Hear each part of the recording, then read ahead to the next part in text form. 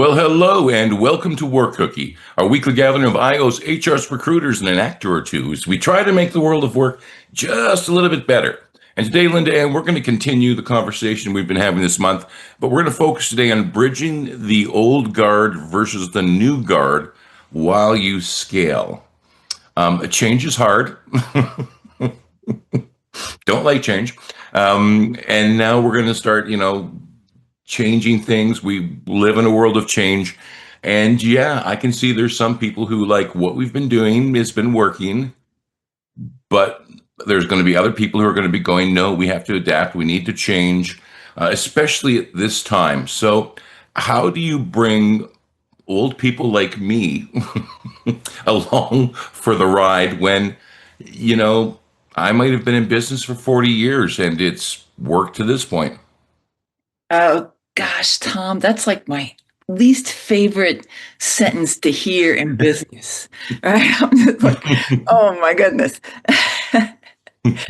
Because I've heard it so many times in some situations, and the this topic has a personal bent for me with one of my clients. So it's I like what you brought up about, you mentioned age in the process, and this really is not based on age.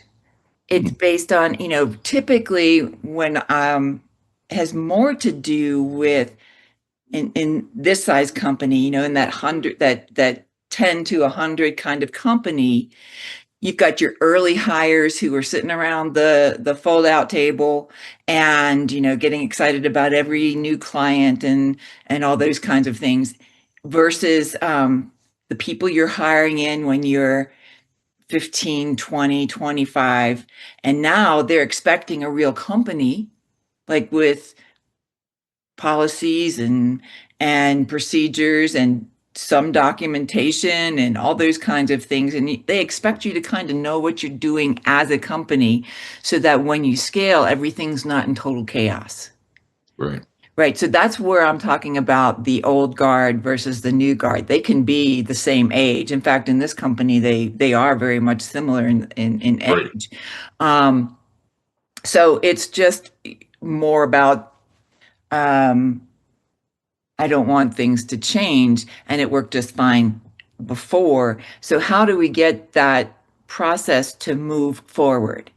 And so some of the things when I looked at the culture renovation, and then I also looked at an article from McKinsey. One of McKinsey's statements was culture transformations fail when systems shift, but mindsets don't.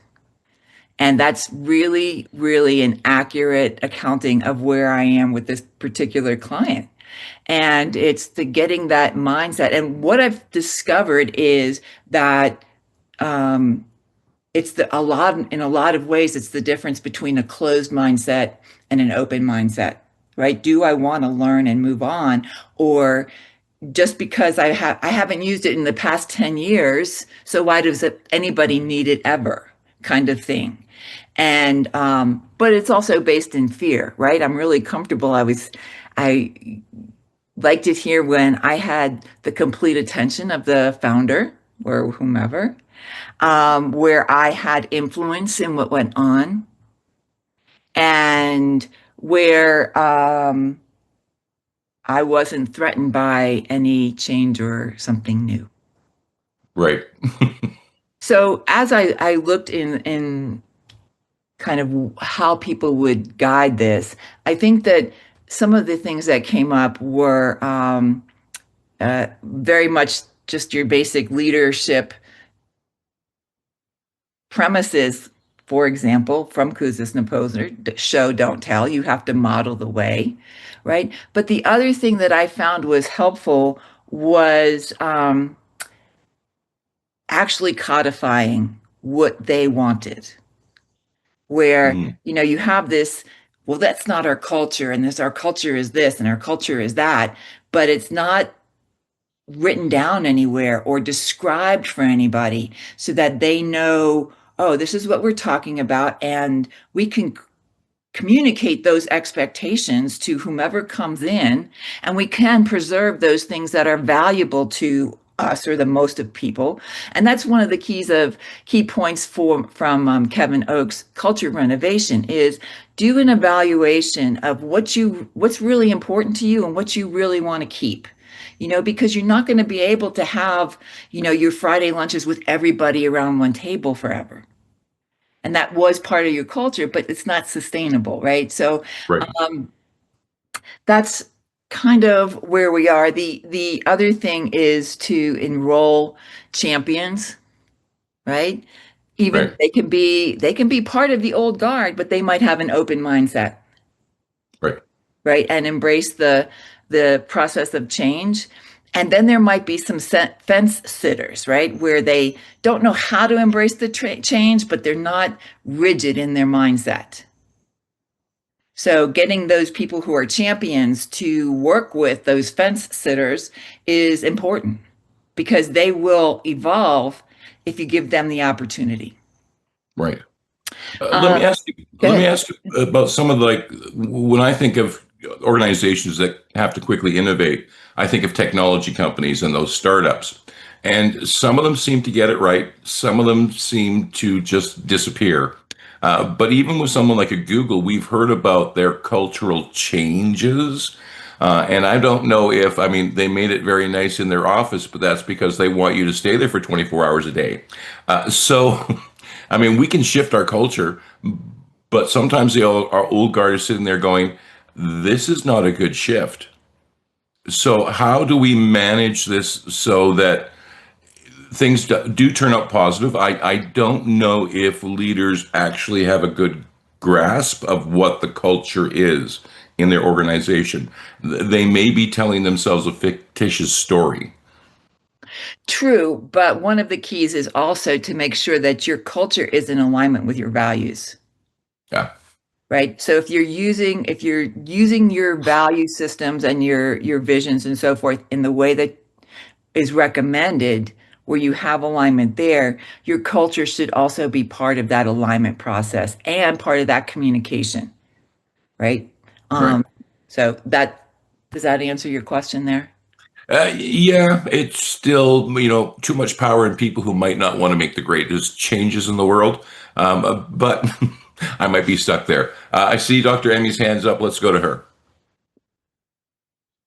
I really loved this topic, LindaAnn, so thank you so much. And I did bring a question, but I'll end with the question in hopes that it'll inspire some answers at somewhere along the line. And so, one of the things you kind of alluded to in terms of that like structural change that I want to touch on is really allowing for areas of specialization as you grow. So, in that small company or kind of about to scale organization, oftentimes you'll have like an all hands on deck environment or an all hands on deck sort of culture, right? And as you scale, you really do need to allow people to have areas of specialization or be the SME in their zone or have ownership is probably the right word over their decision making, over how they want their department or their area to be structured.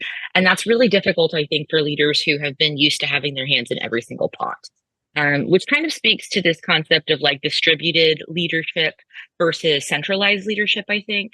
And how do you decentralize the decisions and allow different people to make decisions in their areas? How do you trust them? If you're usually the one leader at the helm, or maybe there's two leaders at the helm, and now all of a sudden you've got four or five or six, how do you distribute that leadership? It does need to be very intentional, I think. And I think you spoke a little bit to also the consistency kind of element there. I do like to think about things on a scale a bit. And so some of the things that will change most likely, or that you'll need to be prepared to change in that sort of an environment, are from having more of a we're all close knit or family environment to having a sense of inclusion for people that weren't there before. So the new guard is the one that need to be included with the old guard, right? How do you bring those two together? It's less close knit at that point than it is being intentionally inclusive. And I know that's a loaded word, especially in the political arena right now. But at the end of the day, it's something that we need to do is include the folks that we work with. Otherwise, why do they work there? The other thing is moving out of that gut-based intuitive mindset to having a little bit more of a data-informed mindset. What are our people saying can be the data, right? But what are we using as data, and how are we measuring what's changing and what needs to change? It needs to be a little more intentional as well. And to your note, Tom, I think what LindaAnn was talking about too, that alignment of culture and reality really will expose if you have an inauthentic value system behind the scenes. And you have to be prepared as a leader to meet that challenge if your cultures or your values are inauthentic and you're just shifting with the tides in the environment culturally, and have your values are shifting that way. Now, things do change in an organization based on or environmental needs or things happening like COVID, right? But is your authentic and value systems, are they actually authentic? And one of the things that I heard this week when I was meeting with someone that I loved, because I am struggling with this in a certain way as well, with a particular team, is posing the question, like, what legacy do you want to leave? So you're not going to be here forever. No one is, right?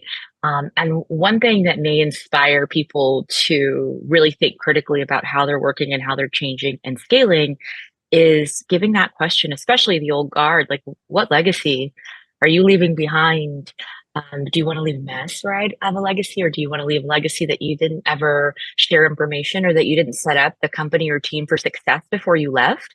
Or do you want to leave a legacy in which you are setting up the next generation of this organization and our purpose for success? And I guess the question I'll pose in that is, as you're scaling, if you're finding there to be a conflict between old guard and new guard that you've already identified, that you haven't addressed, what happens when you've left that to linger for too long?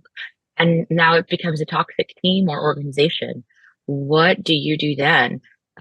Because I think in certain cases and scenarios, that's what I've seen, is that leadership doesn't tackle the challenge, and then they leave this to fester for too long.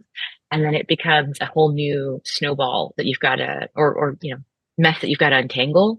And I am posing that as a question. When you've let this fester for too long, or you didn't balance that need to integrate and include the new guard with the old guard, now what? It's a really good question, LindaAnn. You want to try and tackle that one? Well, that really leads to, entrenched silos, right? And a lot of friction. That becomes a very ugly environment. I've seen that happen as well. And so, move quickly on those kinds of things, because it just becomes far more difficult to untangle. And the repercussions are more severe at that point too, right? You'll end up with probably some significant turnover in that process if you're not handling that quickly and frequently, because you're not going to make that change in a one comment thing during some kind of all hands meeting or whatever it is. You're going to have to address those kinds of things and enlist your leadership as a team, as an individual leader of that person. Make sure that you, as the next level leader, are making sure that that mid-level leader is addressing it as it happens, for lack of a better term, kind of like training the puppy, where you've got to take it quickly and so that you get those changes in behavior that you're really looking for. But yeah, letting it fester is never a good solution. Let me ask you this, because I want to kind of change the scenario a little bit.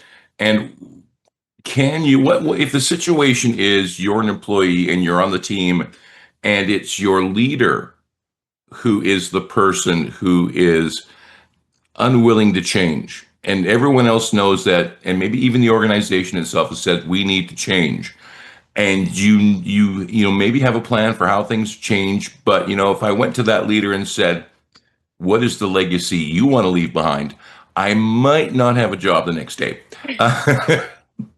So what do we do if we're on the team and it's our leader who is the stick in the mud, and maybe the organization wants to change, but the last thing I want to do is go around my leader, and go to the next person in the food chain. So Are we just stuck, or are there some things we can do to motivate that person to maybe start to listen?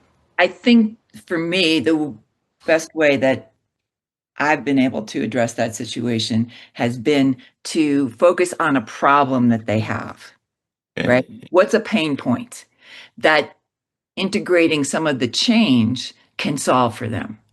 That's one way. That doesn't mean they are not too fearful to be able to embrace that opportunity. But other than that, I don't. If you can't pick up a solution to a problem that you have, and even maybe it's the messenger, right? So if you really wanted to change, it could be, okay, I know this is going to solve the problem, but he will only hear it if it comes from so and so or she. So it doesn't matter who. Then that might be and also a mechanism to facilitate incremental embracing. Kind of sneaky, but I love it. Thank you very much for that, Nick. Let's go to you.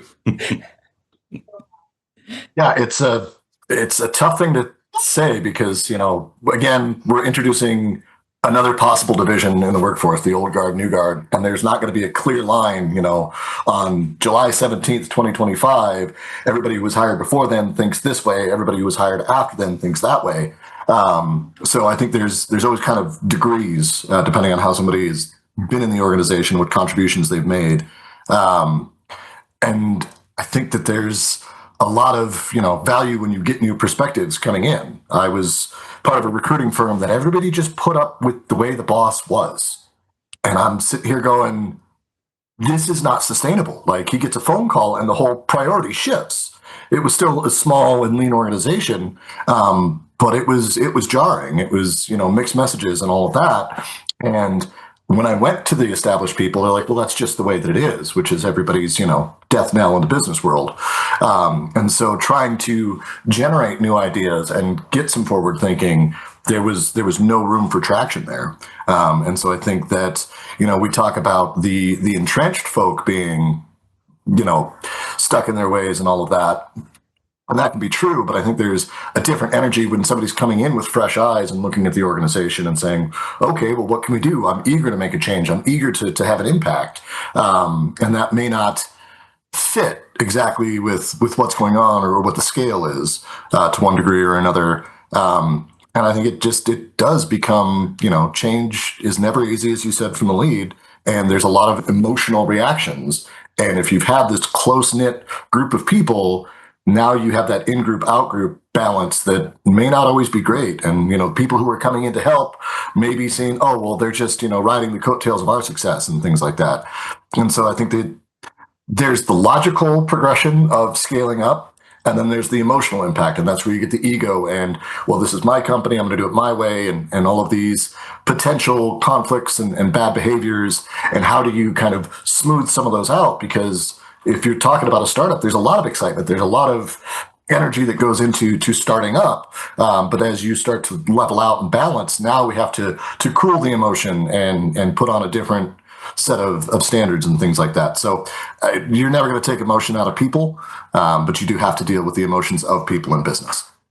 Let me ask you this, Nick, because you're involved in the hospitality industry, and from what I hear up here, tourism, for example, is down quite a bit.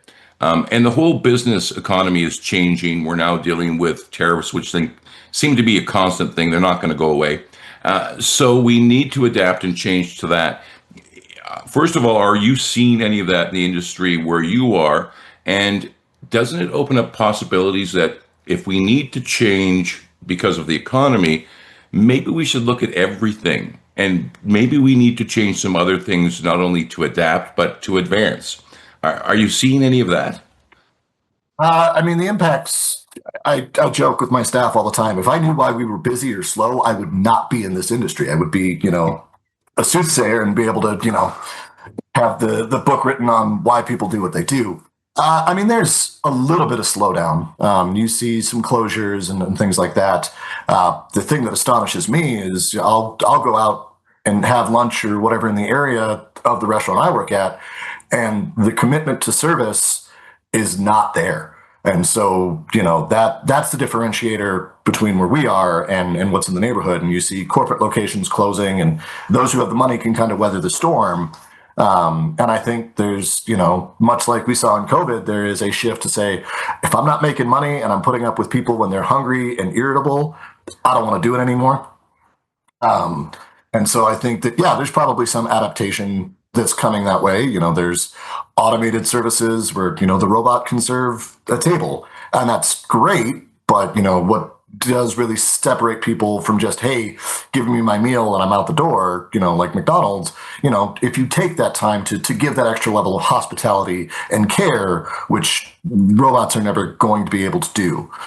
So I think that is a crisis that will face the service industry as things get tighter, as things get stranger.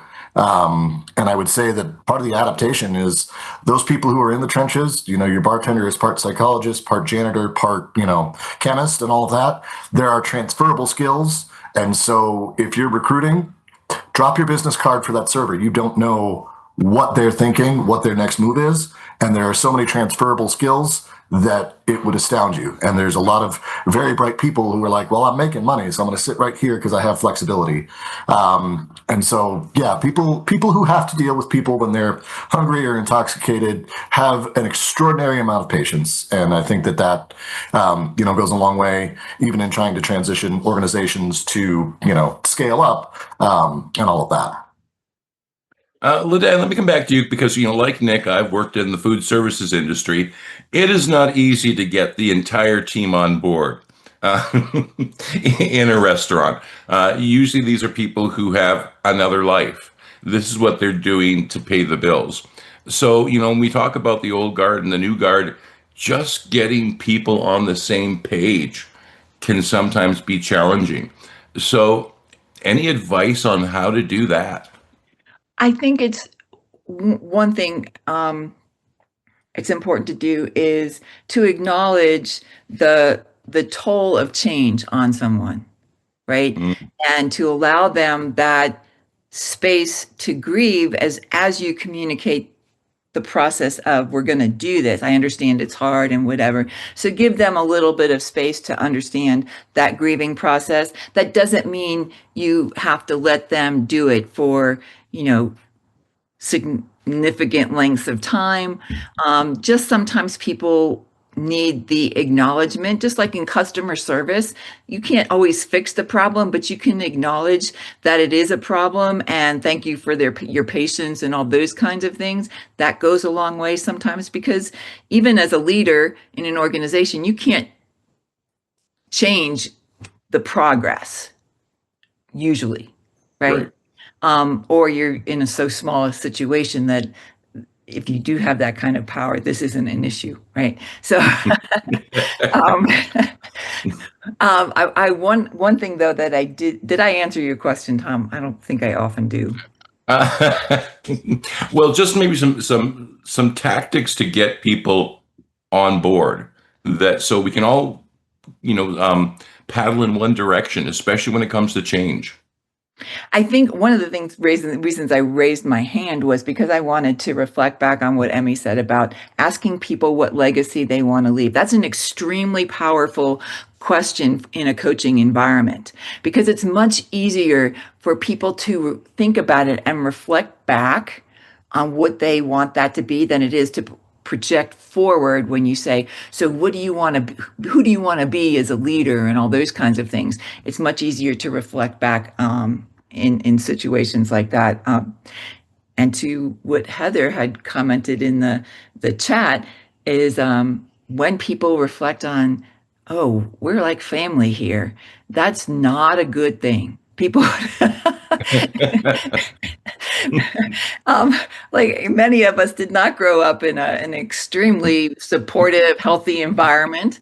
And it also means that the structure can be very, very rigid, even more resistant to change and consequence, right? There's often very little consequence in those environments. So that's one thing. The other thing, when Nick was commenting, and he talked about new people coming in and wanting to make change.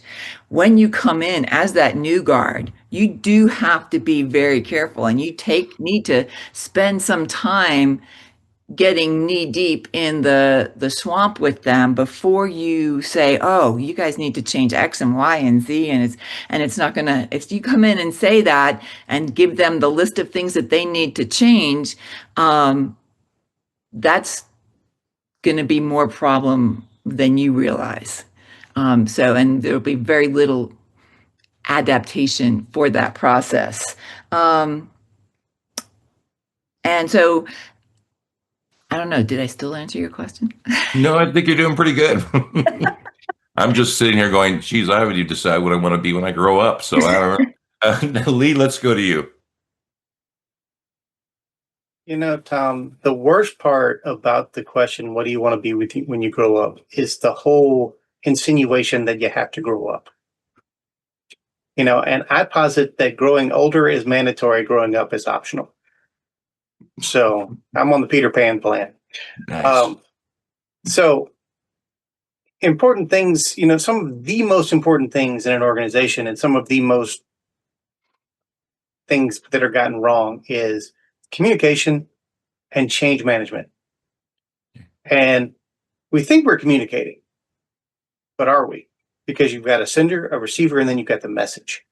And, you know, and there was this thing, I wish I'd looked it up. There's something about, you know, I don't think you understand that the thing that you thought you heard is not what I said. You know, this whole thing about, you know, what I said was, and what you heard were not the same.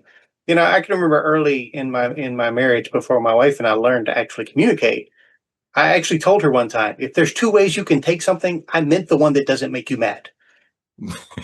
You know, and I was just, I mean, spoken out of frustration, but it was true because we were from very different areas of the country. We, you know, some large meant different things to us, whatever else. And if I meant it this way and it could be taken another way, that was the way she was going to take it every time.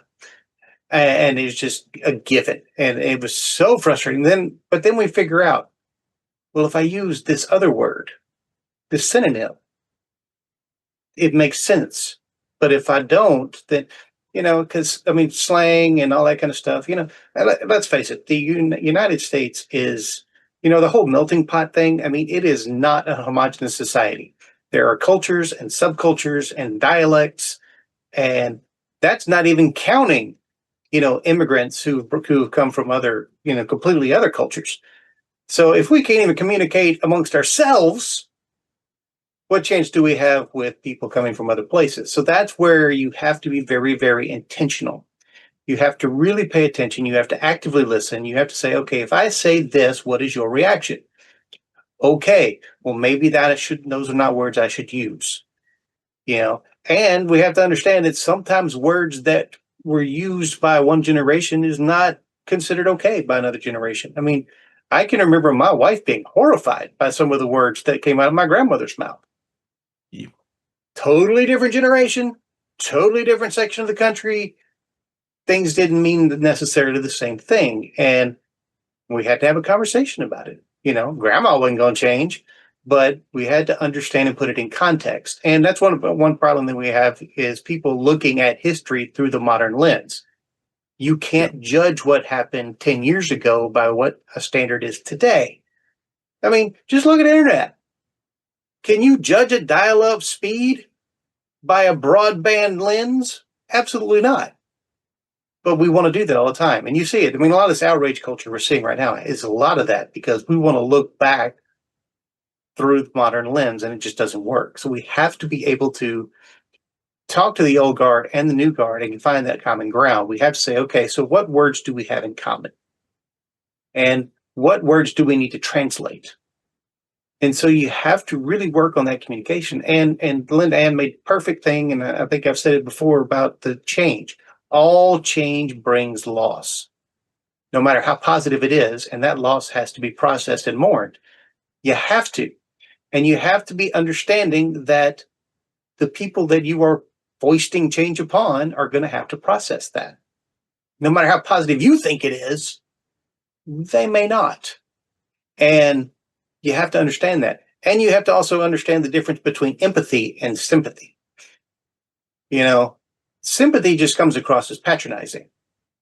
Yeah. But if I can empathize with you, if I can really make an attempt to understand your point of view and how you're feeling about it, now we can communicate. Now we can have things.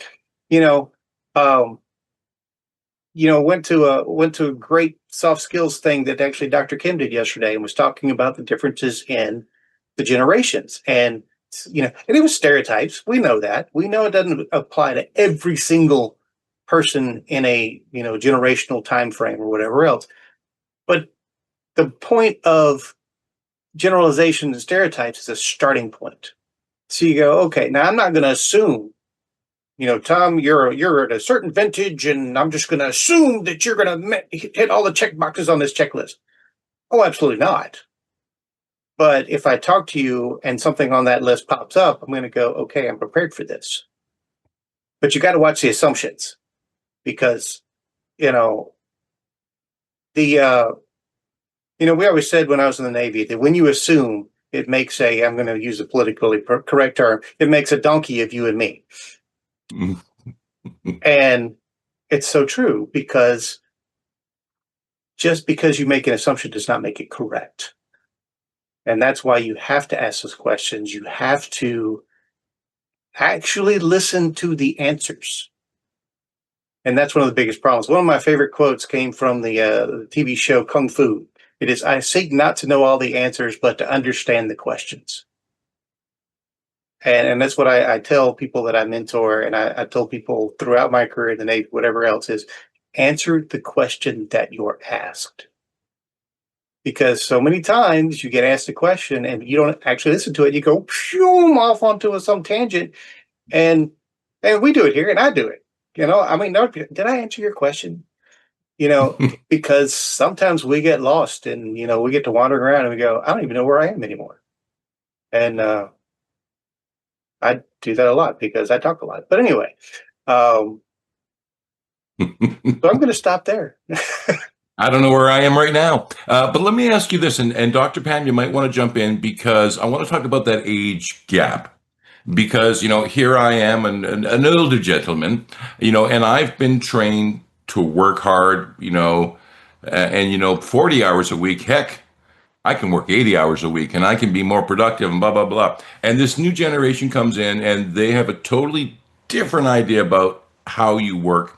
It's not 80 hours a week. And personally, I think they've got it right. My generation had it wrong. But how do we change that when people my age are going, I don't care what you say, you're 20 years old. I've been working longer than you've been alive. And this is the way we do it. Yeah, I mean, it happens. And, and it's ironic, because, I am from the same generation as you, and we were taught hard work. You do it till it's done. And, when I was in the Navy guarantees you 1 hour of rest, not sleep, and 1,000 calories a day. And that's all you're guaranteed. There is no overtime. There are no weekends. I have literally been on shift for, pushing 2 solid days before getting a break, because things had to get done. But one thing that I learned in dealing with people, and also dealing with younger generations, and of course, some of this comes back to the communication. So it's like, I need you to do this. Well, older generations, I love off we're doing. Younger generations, why? And people get pissed off. Don't get pissed off. Let's mentor. Let's explain why. There is a reason why I'm telling you to do this, and don't do the parent because I said so. Tell them why. And I always told my teams that, look, I will give you as much information as I can give you, but understand, if I tell you to do it and do it now, there is a reason, and I will explain it later, but something has gone horribly wrong, and I need you to do what I tell you right now. And as long as I fostered that trust and I followed up, that's the key. I came back later and said, hey, look, I appreciate you taking care of that. Here's what was going on. Then they trust me the next time. Because first time you do it and you don't follow up, that trust is gone. But even with those younger generations who want to know why, if you can foster the trust and say, look, when the fit hits the shan, I need you to do it now. We'll talk about it later. And we do, and okay, so and there's a greater understanding there because we were kind of ottomans, as we're going through. Okay, you're gonna do this. Okay, you make the wicket, you hit it with this hammer. Okay, and we do, and they go, why can't we do it better with this other tool or whatever? And they're thinking through the process where we were just following the process, and there's a lot to be learned there, and a lot of that has to do with us being open to talk to those, because mentoring's not about age, and if you are mentoring someone and you don't learn from them, you're doing it wrong. Everyone at every stage has something that they can teach you if you're open to learning about it. And sometimes you'd be surprised. Like sometimes things my kids talk about, even if I understand it, I'm like, I have no interest in this at all, but I'm going to listen because you're my kid and it's important to you. And then they'll say something that's astounding. And I'll be like, I'm glad I was listening. That was amazing. I'm better for knowing that. And then other things, I'm like, that's time I'll never get back. But it was still important because it was my children. It's the same with your employees. They are telling you, yes, there are small talk and everything. Like, guys, I really need you to work. Can we do that? But when they talk to you about things, you have to make sure that you are listening to them because they will tell you very, very important things. A lot of it's going to be useless information, but there's going to be those nuggets, and you have got to be open to those nuggets. And then of course with the whole family thing, to me, the family thing is a red flag. That tells me no boundaries. And I tell people now when I got, I hung up my uniform. I've done my duties, my watch standing. I've done all that. If you expect me to be checking my team's messages 10 o'clock at night, guess what? You're going to be disappointed. These are my guardrails. These are my boundaries. And I clearly communicate those to the people that I work with and work for. And, and you have to be very, very, you have to be diplomatic when you do that. You can't just go and go, no, I'm not going to do it, because you're probably going to be looking for another job. But if you are very, very emphatic about these are my guardrails, there are exceptions. If it's on fire, give me a call. But if you expect me just to check an email at midnight just because you sent it, you're going to be disappointed. And by and large, my people have all honored that. And so if I get a call, it is important, and I address it as such. But you've got to set your boundary. You got to know what they are first. You have to know what they are. You have to establish them, and then you have to clearly communicate what those are. And if you're young and hungry and you're willing to work 60 hours a week, great. Just know that's going to become expected. So. Ouch. Yeah, there you go. Thank you very much for that. Nick, let's go to you. Yeah, I always love when we get into the generational differences because we've got to look at it anthropologically.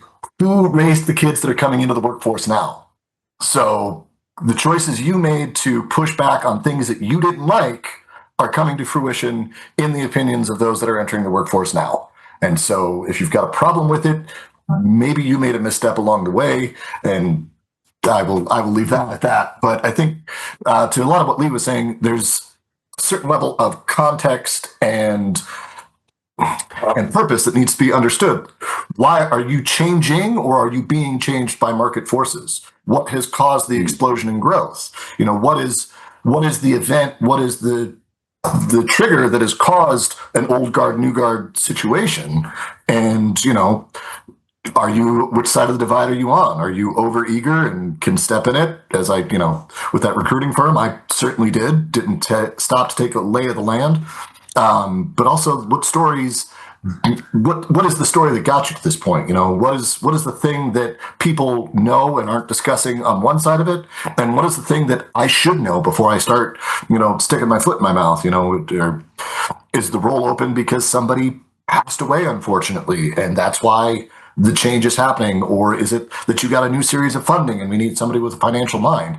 The context matters as much as the perspective from where it's being viewed. And I think that's where Lee's point of communication, sender, receiver, actual message, it feels like the basic diagram, but the greatest illusion in all of communication is that it's actually happened. And so I think that when you stop and take a beat, and it's not always easy to do at the speed of business, but say, why are we growing? What are we doing? What story do we need to tell? What do we need to hear? It's complex, because if it was easy, everybody would do it. But I think when you embrace that complexity, you can center your message, figure out what culture you want to have, and that point of holding somebody to what legacy do you want to leave is one of those sorts of snap to moments for a lot of people to say, oh, I do have an impact or something like that, and I do have agency in this particular situation. Again, that all assumes these higher motives in business, that we want people to succeed. And, some days the order of business is make sure everything gets out the door, make sure that the checks get signed, make sure that the purpose that we have is the thing getting done. And oftentimes that can be done at the neglect of, let's take care of the people who are impacted by these choices as well. Let me ask you this, because I agree with everything you just said, and it sounds like this is a job for the leader. But especially when we're going through change, man, the leader's, job and life is so hectic and so full of everything else they need to manage. That great relationship and even just listening to the employees gets lost. Once again, maybe that's why IO psychology is so important and why everyone needs to have one, because through all the chaos of change, you really do need that one person who can sort of go, this is what we're doing and we're going to stick with it.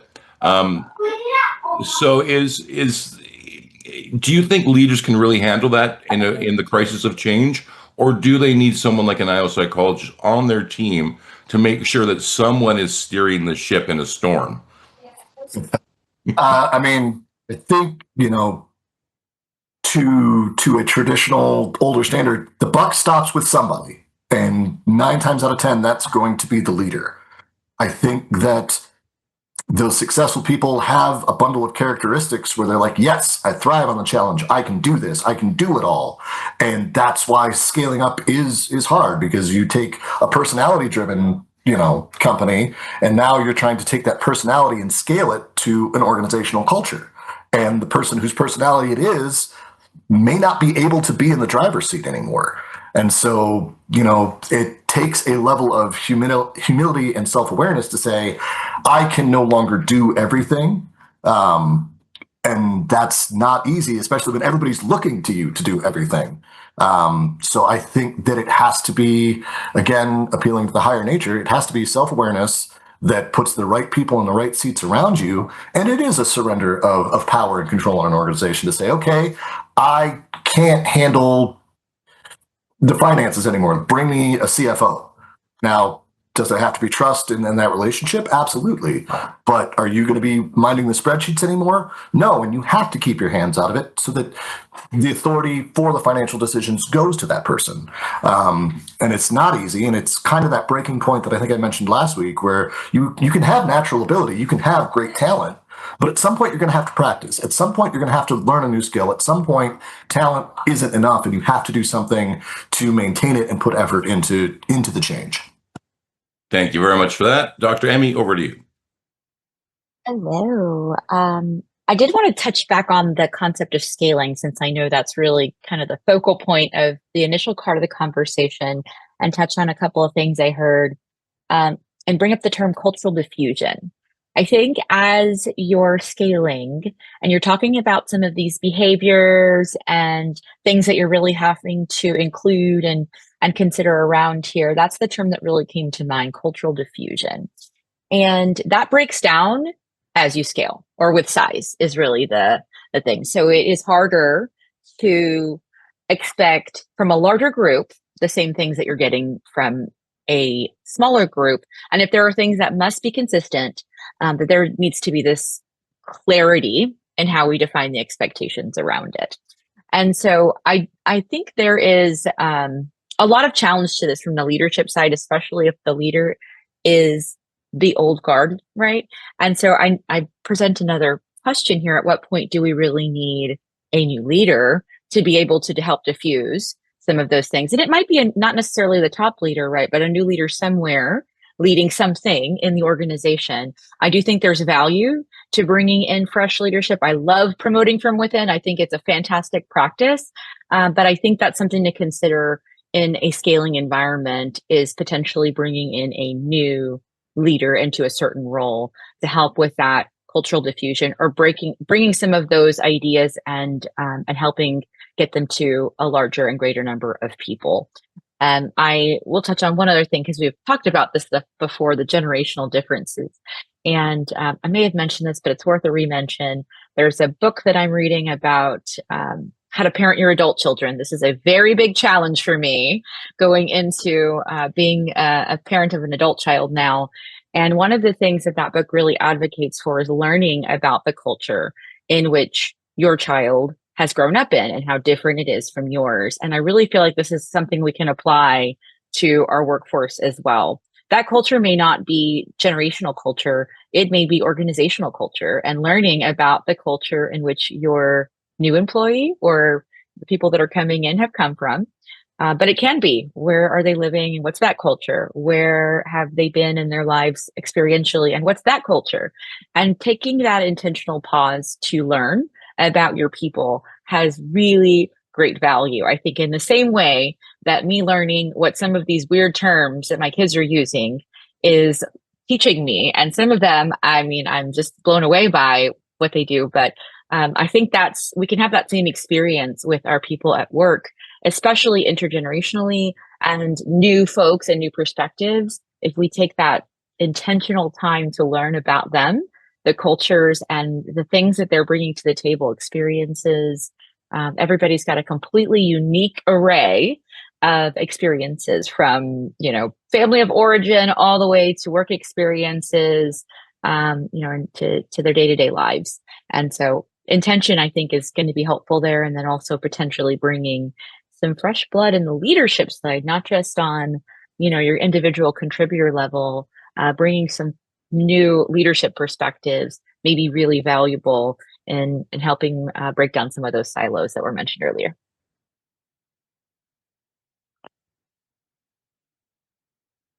Thank you for that, LindaAnn. Let's go back to you.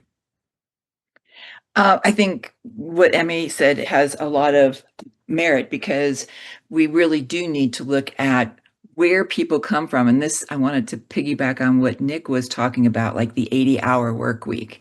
When we look, and I've often used this example in leadership, because people will say, well, why do we need leadership training? And why do we need to even pay attention to how we lead and so forth? And we have to think about, all right, especially in the United States, how did we get to this point? Most of us are the product of immigrants, right? And what did it take? What kind of a personality did it take to get on a ship with $20 in your pocket and uproot your entire family to a new country where you have no roots, you don't know the language, and all those kinds of things, right? That strike fear into the heart of most of us. And so that took a certain personality, a do anything that it takes to succeed kind of personality, right? So we are all products of that kind of a personality. Now that served us well in certain times, right? But now when you talk about the generations that expect to work 40 hours a week for 40 hours of work pay, they have seen what it looks like to be the child, or what it does to the person who's working 80 hours a week. They have seen and heard the regret for spending their life that way, and have made a different decision, right? In addition, they're also further removed from that experience and that need.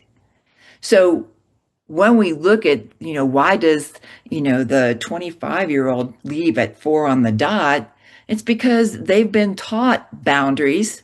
They've been taught to make prioritizing decisions.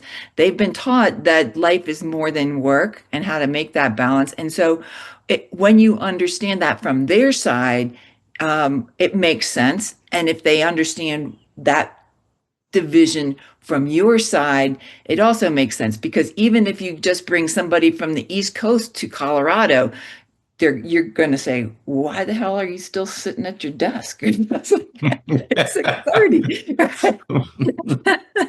And I've seen lots of changes in the way that we work, and now I'm hearing because I've seen a lot of changes in my time, but I think of younger people, and now I'm hearing things about the post-labor economy.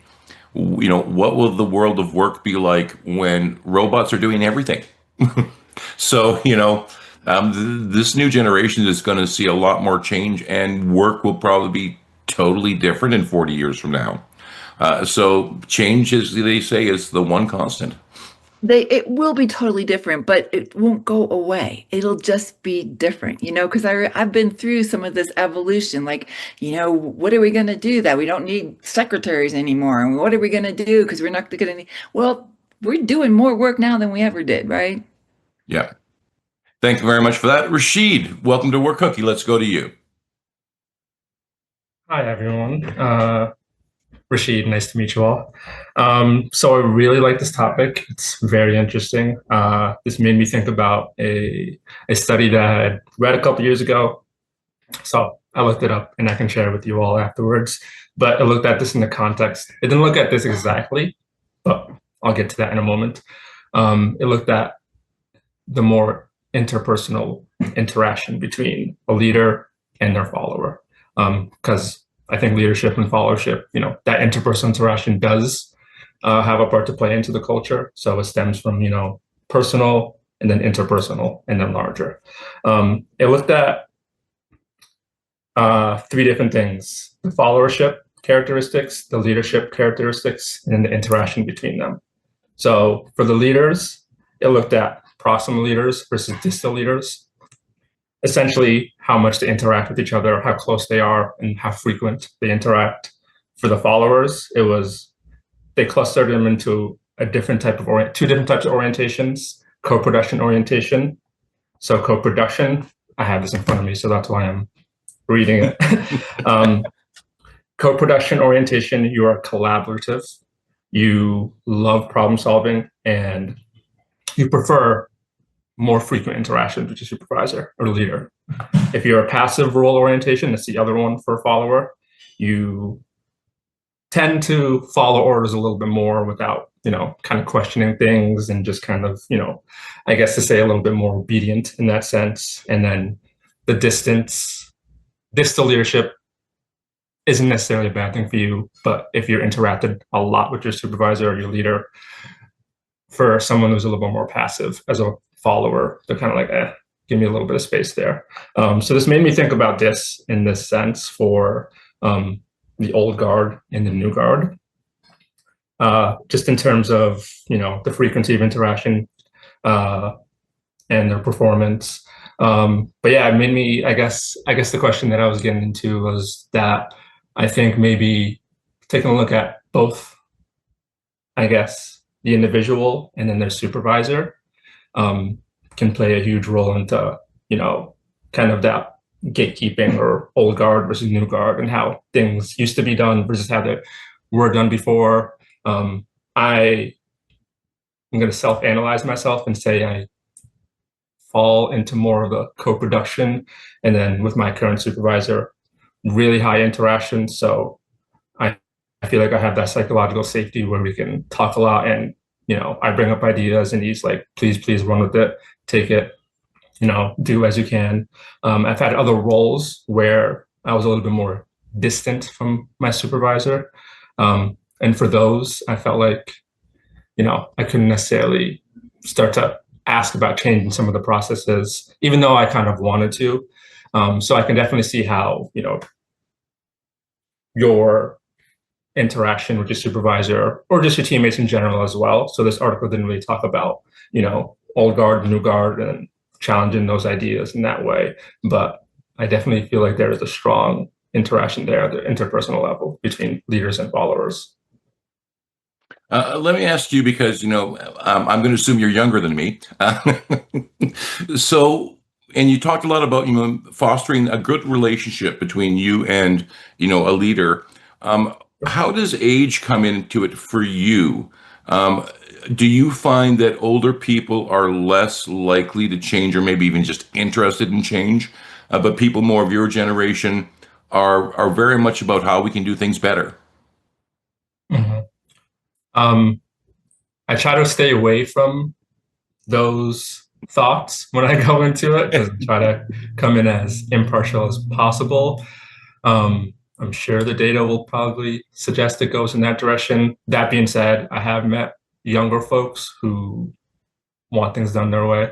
And I do have a couple people that I work with who are a little bit older, who are like, hey, I started at this organization in February this year. And when I came on, they're like, hey, like, so happy to have you. Like, please take a look at some of these things and please do as you may and change it however you like. So I have seen many, many exceptions on both sides. Nice. Thank you very much for that. And thank you once again. Please come back and once again share your voice with us. It was great to have you. LindaAnn, I'm going to come to you and ask any advice for Rashid, like, or any advice?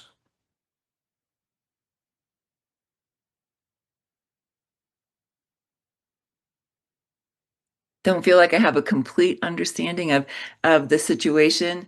That could you just give me a little bit more of an idea of the challenge that you have? Oh, for And which I wasn't sure. I'm not sure there's a real challenge there, Mhm. but the insights that Rashid has given us, is that on track with change? And one of the things that popped into my mind is that, oh yeah, it's not just old people like me who can be, wanting change or not wanting change. There are younger people who are like, I just got here, but we need to do it my way. So, Well, I would say there are some people, and I'm seeing all of this in one organization where there's only a 10-year gap in age through everyone, wow. right? So it's not just, the older generation, the younger generation but so I think one thing that I've learned is that when people are not meeting our expectations, that is very different than what we expected them to come in and how we expected them to behave. It's just because they have not been had those expectations and processes communicated to them very well, and understanding their place, their progression, and their opportunity in that. Does that resonate at all, Rashid? Yes, it does very much. Yeah. Because I remember, and I use this analogy often. I remember um, thinking when I was about 25, I was teaching, and I thought, when I was younger than that, I thought by 25 I would have an administrative or a vice president level position, because that was my time frame I was functioning on, right? And so, and then I realized at 25 I needed to have an adjustment in my expectations. And I think that sometimes there's similarity in what we're experiencing in the workforce today, because there are a number of people in the companies who think that every year they should be getting a promotion, and you should be listening to me because I have a degree in this, or not that you have 20 years experience, but I just came out of college, so I probably know more than you. There is that exists. And so part of it they need to understand the perspective and value of the wisdom that surrounds them. Speaking of wisdom, and we're almost out of time, so this will be my last question to you. We've talked a little bit today about the generations and stuff, and I forget who it was. I think it might have been Nick who said, if you don't like the generation that's coming into the workforce, we raised them. We're their parents, and we're still their parents, and parenting is never done, as you know yourself. So, is there some things we should be thinking about for this younger generation that are our kids, that as parents now, how do we help them or prepare them for change? I think talking about the exact thing, creating the expectations, being clear about what we expect, because they've been told, given expectations, they've been given direction, they've been given a lot of structure in some ways. And so they expect to have something similar when they come into the workforce, so they understand, how do I get from A to B? And so while often people used to come into the workforce and then they were kind of, just tell me what I need to do, you need to be more clear and structured and purposeful, very, very purposeful in how you present information and communicate it to them. Thank you very much for that. Some words of wisdom. Next week, we're going to be talking about future-proofing your culture, keeping the soul alive as you scale. You want to give us a little preview on that one? Yeah, I think that this is where what pieces or elements do you need to build into your company or help your leadership develop so that you can keep that, oh, I can't wait to go to work, or it's fun to go to work kind of feeling, right? Where you're hitting the soul, the feeling of what it means to be, at that company. Boy, if you could put that into a bottle and sell it, be worth a lot of money. We'll do that here next week. There you go. So come in for your bottle of the perfect potion next week. And thank you very much for that. And thank you to everyone who's contributed today. Rashid, thank you for joining us. We hope you see you again. And people like Dr. Pam, you got to speak up more. We miss your comments and your wisdom. So thank you very much. And LindaAnn, if you want to count us out, we'll see everyone back here in 1 week's time. Thanks, everyone. 3, 2, 1. See you next week.